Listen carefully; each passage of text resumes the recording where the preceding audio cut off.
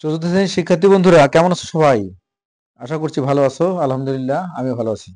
তোমরা এখানে দেখতে পাচ্ছ যে প্রথম সাময়িক পরীক্ষার সিলেবাস, তাই না?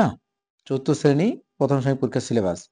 তোমরা সামনে যে পরীক্ষা দিতে যাচ্ছ ঈদের পরে, অর্থাৎ রমজানের ছুটির পরে, রমজানের ছুটির পরে পরেই হবে না ঠিক, এটা মে মাসে পরীক্ষাটা হবে। সম্ভাব্য তারিখ মে মাসের 5 তারিখ থেকে 15 তারিখের মধ্যে।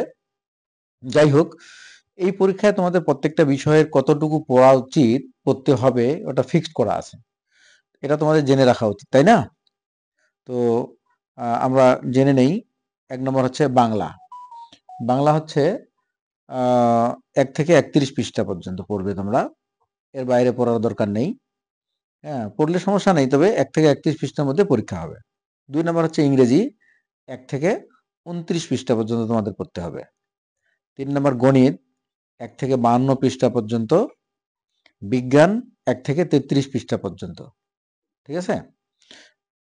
5 নম্বর বাংলাদেশ ও বিশ্ব পরিচয়, 1 থেকে 27 পৃষ্ঠা পর্যন্ত। ঠিক আছে? এরপরে আসো ইসলাম শিক্ষা, ইসলাম ও নৈতিক শিক্ষা। এটা 1 থেকে 29 পৃষ্ঠা পর্যন্ত পড়তে হবে তোমাদের। তারপর হিন্দু ধর্ম, এটা পড়তে হবে 1 থেকে 20 পৃষ্ঠা পর্যন্ত। ঠিক আছে? তো শিক্ষার্থী বন্ধুরা শোনো, তোমরা যারা অনলাইনে পড়তে আগ্রহী, হ্যাঁ, তারা আমার ইউটিউব চ্যানেল এবং ফেসবুক পেজ, অর্থাৎ আমার আই স্কুল, আই স্কুল, হ্যাঁ, পেজে তোমরা প্লে লিস্টে ঢুকে তোমাদের ক্লাসের প্রত্যেকটা বিষয়ের ভিডিও দেওয়া আছে, অনেক নমুনা প্রশ্ন দেওয়া আছে।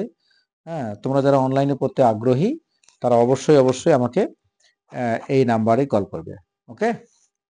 তো আল্লাহ হাফেজ, ভালো থাকো সবাই।